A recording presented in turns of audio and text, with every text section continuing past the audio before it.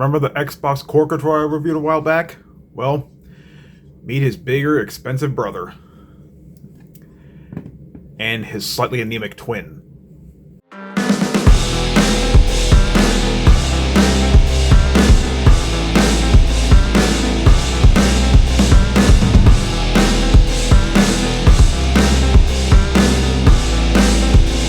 Get it, yeah.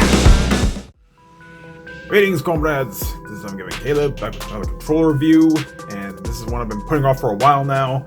I figured it's time to get the review out of the way. This is the Xbox Elite Controller Series 2. Yes, for those that don't know, the original Xbox Elite controller came out way back in 2015, and yeah, it was notorious for a bunch of problems. You know, known for not being extremely high quality. There are horror stories of thumbsticks getting stuck, you know, bumpers and triggers not working properly. But for the problems it had, it definitely had some unique features at the time that we now expect to see in controllers of this price range now, like programmable back paddles, swappable thumbsticks, you know, stuff of that nature. And this is the Series 2, which is basically what the Elite Series 1 should have been. And this is going to be a special video because I'm not only reviewing the standard version here, I'm also reviewing the core version of the Series 2, which, yeah, while it's largely the same controller, there are a few differences, which we'll definitely get into. But for now, consider this a review for both controllers and which one I actually prefer. So, we'll start off with the feel of the controller. Now, if you held your standard Xbox core controller, you'll feel right at home with this, because it's literally the same controller, but it feels a lot more solid, because this is supposed to be made of like metal instead of hard plastic. Not only that, but you also have the rubberized grips, not only on the top here, but on the bottom, so you have a better grip of the controller in your hand, and much less likely to slip off. And what's interesting, as I mentioned earlier, the Elite controller is known for having these removable back paddles, and yeah, it seems all these other manufacturers that make these removable back paddles can't seem to get the design right, because they stick out just a little bit, but they don't interfere with the comfort at all. Like I put my hands on the controller like this, and they're there if I need them, but of course you can take them off, but we'll get to that when we get to the features, and there's quite a bit to talk about when it comes to features, because there's a lot more than your standard Xbox core controller. But yeah, as far as feel goes, it definitely feels a lot more comfortable than the standard Xbox controller, and that itself is a pretty comfortable controller in its own right, but the rubberized grips just make it feel that much better. And since the layout's pretty much the same, you know, you'll feel right at home. It feels like you just picked up a standard controller, only once you hold this, you know you probably got your money's worth, but we'll get into that later. But yeah, now as far as features go, there's quite a bit to talk about, but before we actually do that, I actually have a little clip here showing what you actually get with this controller right out of the box. Alright, so this is everything that comes with the Xbox Elite Series 2 controller right out of the box. You get your USB A to C cable. Now, this doesn't come with a Velcro strap, I added that myself. You get this pretty solid carrying case with an extra door, so you can insert the cable in here and charge it through the case itself. And you open up the case, you have a compartment where you hold the cable, you have the controller itself, you have this charging dock, hence that little door in the back. You have two Xbox 360 style thumbsticks, you have a dome thumbstick, and a long thumbstick. You also have the 4 back paddles, an extra D-pad, and the thumbstick tension tool, which I forgot to put back in the case, but that's included. Yeah, you get quite a bit for your $180 there. The case in particular, which I have right here, like I said, it feels pretty solid and holds just about everything you can there. And there's a little compartment here, which Gamer Heaven actually mentioned that this is a bit of a problem if you put your cable in here, because, well, you expect it to sit up here, but no, it's down here. So if you put your cable in there, it'll actually press against the thumbsticks and could potentially cause stick drift, because these are potentiometer thumbstick modules that this uses. They seem to be better quality at least in my experience. But yeah, but yeah. So you notice all the features that come with the case that coincide with the features that this controller has. Now, before I talk about that, the core version of the Elite controller, well, it comes with a controller, the thumbstick tension tool, and a charging cable. That's it. That's literally all you get. You still got the thumbsticks here and the changeable D-pad, but it doesn't come with them.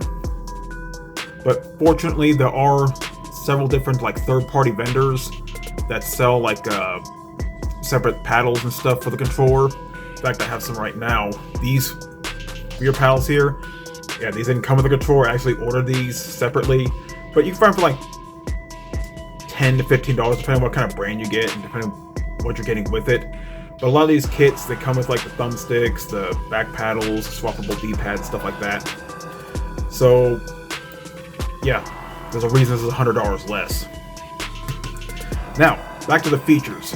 Now, it pretty much has your standard Xbox controller features, though there is one omission. There's no share button, because remember, the Series 2 came out in 2019, just a year before the Xbox Series consoles came out, and then we got the Xbox controllers with the share button. And the redesigned D-pad that mimics this new hybrid D-pad here that they introduced with the original Elite controller. But yeah, as far as features go, this is a profile button. Now, you can go through the Xbox or the PC app to program up to 3 different profiles for the controller. Now, the original Elite controller only had 2 profiles, and it was just a switch. Like, if you flip one side, it'll switch to the other profile. Over here, you have 3 profiles, and you can configure them to the Xbox accessories app on the Xbox itself and the PC. But that's just the beginning. Now, you saw the additional thumbsticks. That's because you can actually swap the thumbsticks. And I really like the design of this. These are magnetic, so you just slap them on and they'll stick on. Unlike other controllers like the Hex gaming controllers, those are held by friction. You just put a little bit of force and they'll pop off. It works, but I'm afraid of the longevity of that. I'm pretty sure like if you constantly swap thumb sticks, it'll wear out over time. Whereas these, they're magnetic, so you just take them off and then plug them on as you go. Now, as you saw, there are a few different thumbstick modules that come with this. You have the Xbox 360 style modules, and if you competitive first-person shooter fans out there, there's this longer thumbstick module. It naturally puts us on the right thumbstick, and it gives you a little more precise aiming controls because you have a little more control to throw with that thumbstick, which is pretty heavy. Which, interesting enough, I actually use this on the left thumbstick when I play Vampire Survivors, so I can make a little more precise movements, especially with a character that has like a ridiculously high speed stat. Yeah. But yeah, that's for the thumbsticks. Now the D-pad. Now you all seen the D-pad these days.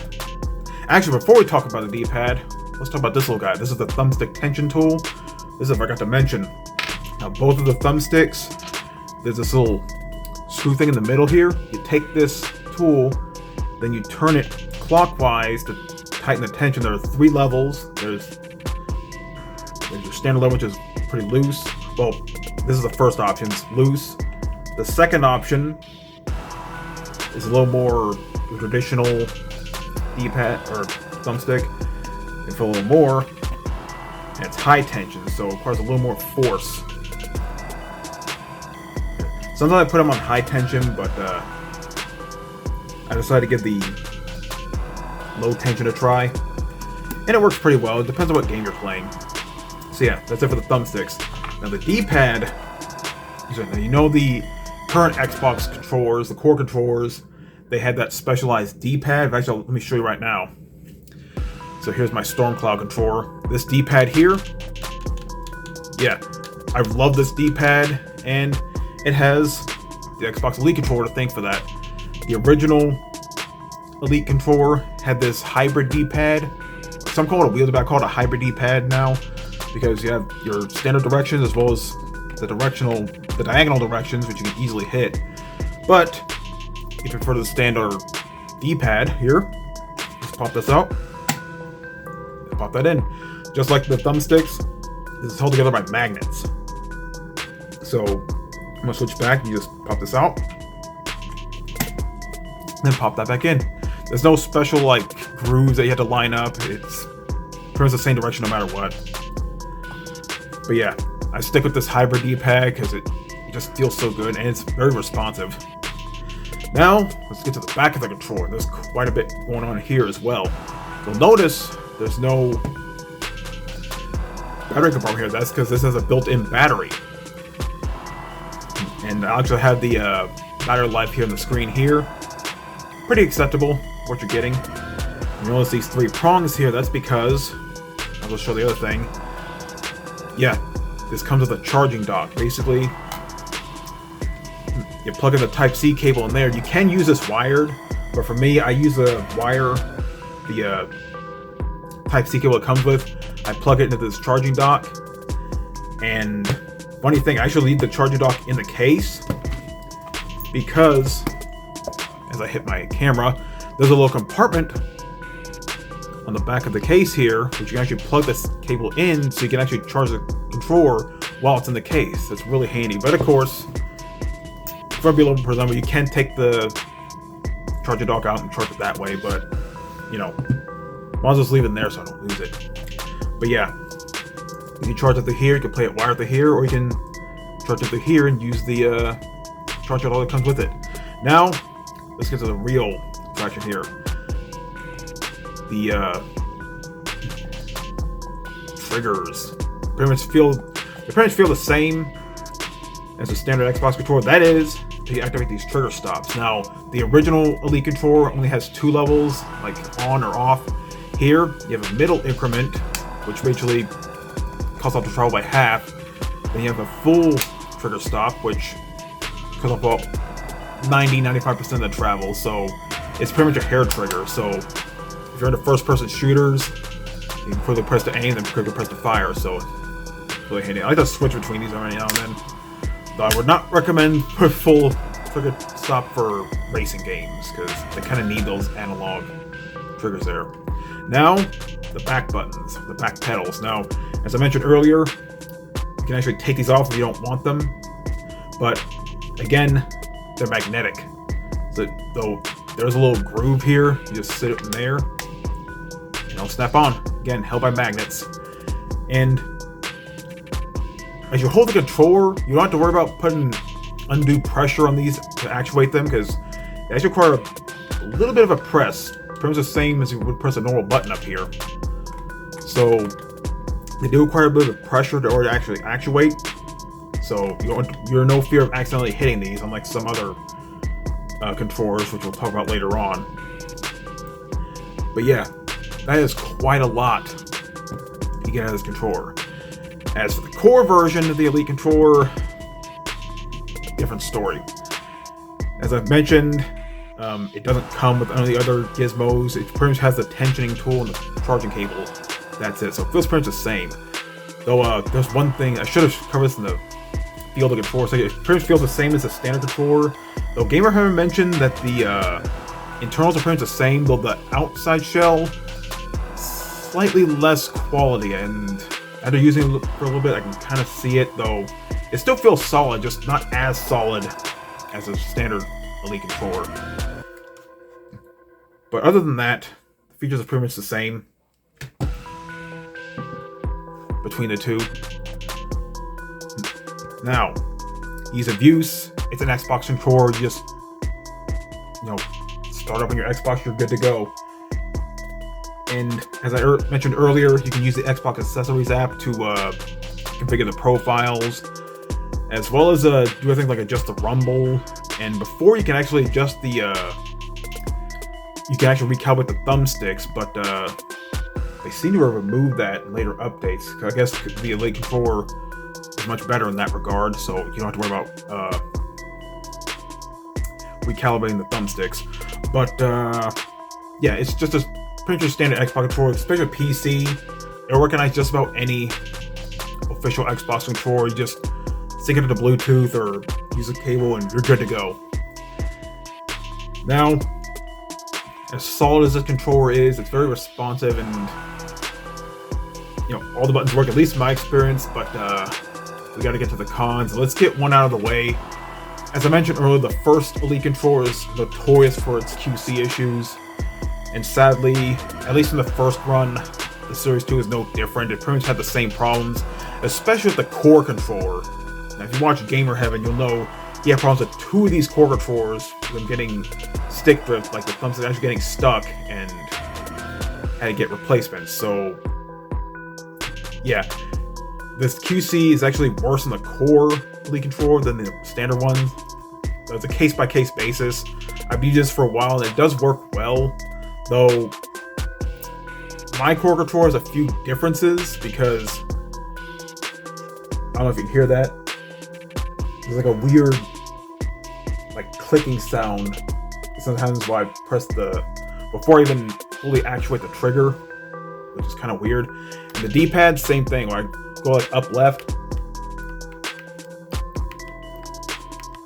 actually it's down left, there's like a weird crackling sound, which is kind of weird. It still works, it's just something I noticed while I used it. But yeah, if you saw Gamer Heaven, you'll know the QC is worse in the core Elite than the standard Elite. But that's not to say this didn't have problems either. In the first runs, it also had problems with, triggers getting stuck, thumbsticks getting stuck like that.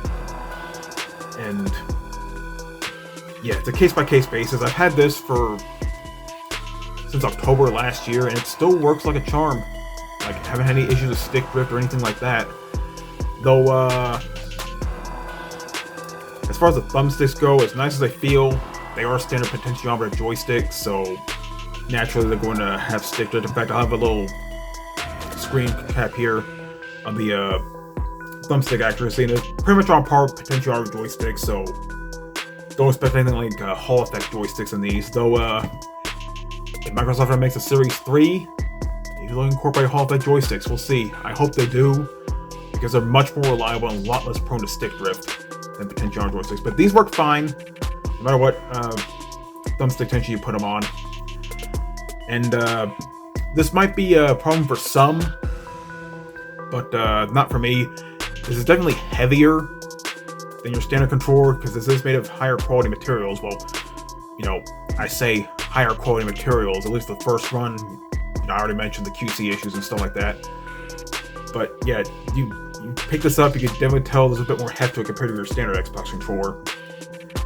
But pretty much the big con for me, and for some others, it's going to be the price. This controller right here, $180. And the reason I have one right now is I got it on sale. It was like $150 when I got it off Amazon. I think it's a more acceptable price for this, but even at $180, you might be getting your money's worth. Just keep in mind the QC issues. Now, the core version of the controller, well, as I mentioned, you don't get the carrying case, you don't get the charging dock, you don't get the extra thumbsticks. You just get the thumbstick tension tool and a charging cable, and that's it. Like I said, these rear panels here I bought separately, but the big advantage this has, it's significantly cheaper. It's only $100. So you can find out for like $100, $110 on Amazon. So yeah, it's a lot cheaper, but there's a reason it's cheaper, because it doesn't have as much stuff as a standard controller. Okay, so that is the Elite controller in a nutshell. Now for pros, it feels really solid. You have swappable thumbsticks, swappable D-pads, you have the removable back paddles, very good trigger stops, and the overall look and feel of the controller is improved over the original. Now as far as cons go, like I said, it's expensive. It has some minor QC issues, at least with the first runs. They seem to be getting better over time, but that's something to keep in mind with the QC issues. And pretty small one for me, there's no share button, because again, this was released before the series consoles came out. And it uses standard potentiometer joysticks. Now the core controller, for the pros on that, it's $100 cheaper than the standard controller. It shares a lot of the same features, but for cons, it doesn't feel as solid as the standard controller. it's pretty bare bones when it comes to what you get. What you see is what you get. Just a controller, tension tool, and charging cable. That's it. And this has even bigger QC issues compared to the standard Elite. So, for the Xbox Elite controller, Series 2, do I recommend that you plunk down the money for this? Well, yes for the standard, no for the core. Now, again, as I mentioned, it's a case-by-case basis when it comes to the quality control issues, but mine seems to be still going strong, haven't had any issues with it, and it works just fine. And again, it feels pretty solid, and with the amount of features it has, I personally think you're getting your $180 worth. As for the core, you know, pretty much the only reason I got this because I wanted a blue Elite controller. But honestly, if you want to get a blue Elite controller, or any color Elite controller for that matter, you probably want to stick with Xbox Design Lab, because you can customize it the way you want, you know, get the colorways you want, and you'll get all the features you want. Granted, yes, you are paying the same price as a standard Elite controller, maybe a little more depending on what customization options you get, but you're getting the whole package. Whereas the core, like I said, what you see is what you get. You know, but let's just take these off just so you get a good idea. This is pretty much what you get: the controller, the cable, and a tension tool. That's it. So for $100, you know, only if you really, really want a colored Elite controller, then if you're okay with buying the other stuff separately, because, you know, you buy this, you buy the stuff separately, yeah, it'll be somewhat cheaper, but like I said, it's cheaper for a reason. So unless you really want a colored Elite controller, I say steer clear of this one. As for the standard Elite controller, definitely get it. And if you still want to buy these separate accessories and stuff, and, you know, make it a little more your own, you can do that. But for me, as it is, the standard series controller is where it's at. You know, this is the controller that others want to imitate, but they just can't pull it off. Perhaps the closest we got is the Gola KK3 Max, as well as the Bitrix Pro BFG, and I guess, you know, these custom controller companies such as Hex Gaming, Scuff, and stuff like that. But for me, the Elite Series 2 controller is the one to beat. Just, yeah, steer clear of the core one and get the standard one. Or at the very least, use Xbox Design Lab so you can get the way you want and still get everything it should come with. But yeah, solid controller, definitely recommend. Though, if you're still on the fence of whether or not it is worth it, you know, maybe stick with the standard core controller, not the Disco controller, the controller that comes with your console. Let's just say that. You know, it has everything you need, but, you know, if you find it on sale, I say buy in faith. It's a pretty solid controller, and yeah, that's pretty much all I have to say here. So anyway, this is I'm Caleb signing out. Have a good day.